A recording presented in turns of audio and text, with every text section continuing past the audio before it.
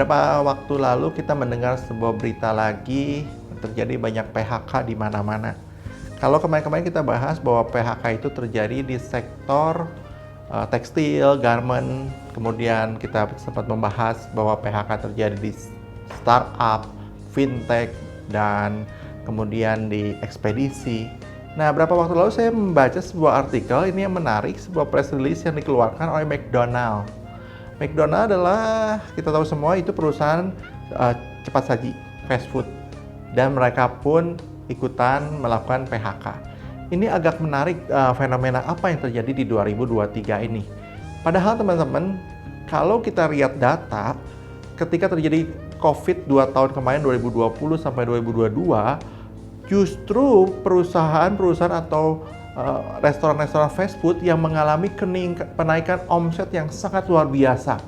Karena orang malas keluar rumah, makanya delivery-nya mereka pakai dan akhirnya bisa membeli makanan. Dan waktu itu ekonomi sedang sulit, sedangkan harga fast food relatif lebih murah dibanding kalau makan di tempat lain.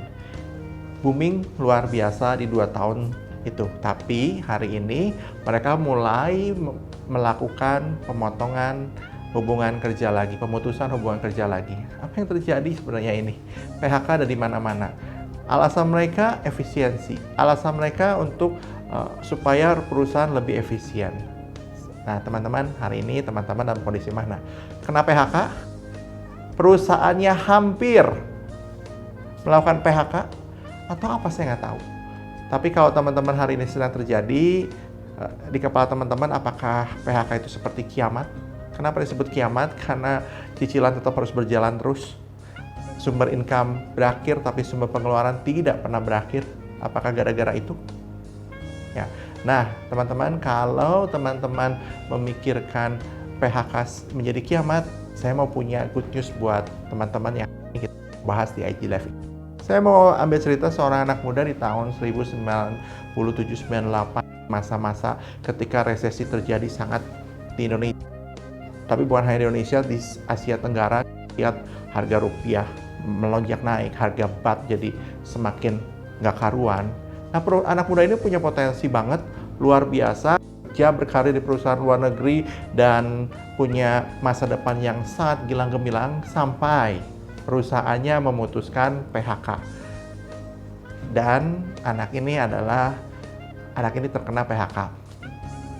Gimana dong kalau seperti itu dia balik ke Indonesia, dia tidak tahu harus ngapain, dia mencoba apply ke banyak perusahaan, tapi hari itu kondisi ekonomi sedang tidak baik, boro-boro mau nambah karyawan, yang ada mereka juga harus mengetatkan cash flow mereka. Itu yang terjadi.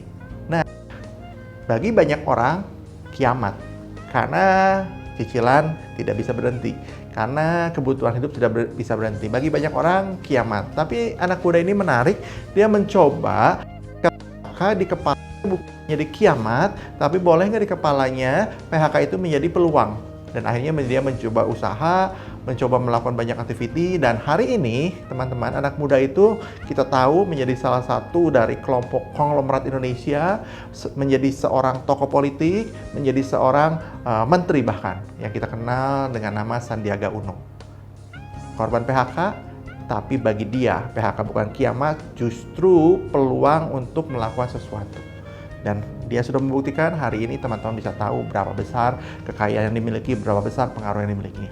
So, hari ini teman-teman, saya mau bagikan 2 hal. Apakah teman-teman berpikir PHK kiamat atau berpikir peluang? Saya mau bagikan 2 hal. Saya berharap saya bisa mengencourage teman-teman, justru ketika teman-teman kena PHK atau siap-siap menghadapi PHK, justru disinilah peluangnya. Oke, saya mau bagikan 2 hal. Yang pertama, teman-teman percaya nggak bahwa kehidupan manusia Tuhan yang ngatur? Percaya tidak bahwa kelahiran dan kematian Tuhan yang ngatur? Sepanjang hidup itu pilihan demi pilihan yang teman-teman harus putuskan. Termasuk hari ini ketika teman-teman kena PHK. Teman-teman harus putuskan, teman-teman akan menganggap ini peluang atau menganggap ini kiamat. Percayakah itu? Jika percaya, percayakah bahwa promosi itu datangnya dari Tuhan? Setiap orang bisa naik karirnya, setiap orang bisa terhambat karirnya, itu bukan hanya karena sekedar, dia mah kenalannya banyak, dia mah orang dalam, dia kenal orang dalam. Tidak.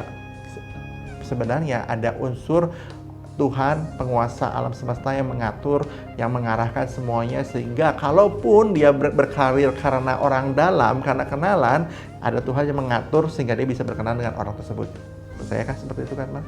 Nah, kalau teman-teman percaya seperti itu, yuk kita flashback balik ketika kita masih sekolah. Waktu kita sekolah, kita pasti setiap tahun atau setiap semester kena namanya ujian naik sekolah, naik kelas.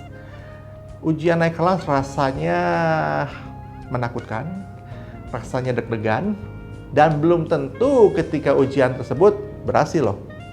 Tapi ketika waktu kita kecil kemarin, ketika berhasil menyelesaikan tes, melakukan atau membereskan ujian demi ujian, dan berhasil menyelesaikannya dan mendapatkan nilai bagus, berarti kita akan naik kelas. Kalau naik kelas berarti teman-teman sadari atau tidak disadari, berarti kemungkinan besar uang jajan akan bertambah, gitu kan. Orang tua kita akan memberikan lebih banyak lagi buat kita. So kalau kita pakai contoh yang tadi dalam kehidupan hari ini, teman-teman kena PHK, jangan-jangan itu ujian.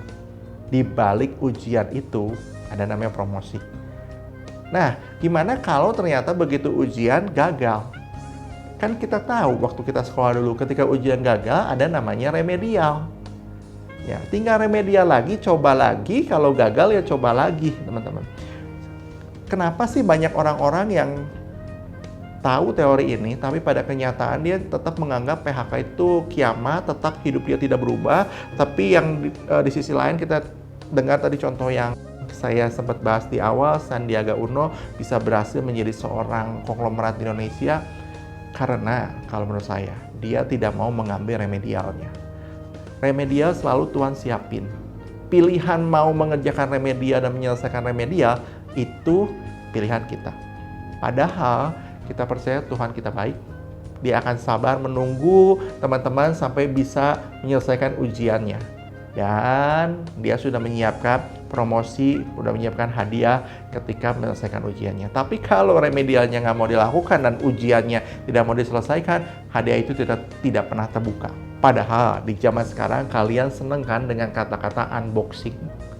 Wahai tidak mengunboxing promo Tuhan dengan cara menjalankan ujiannya dong. Tinggal dengan cara menyelesaikan remedial demi remedialnya. Oke?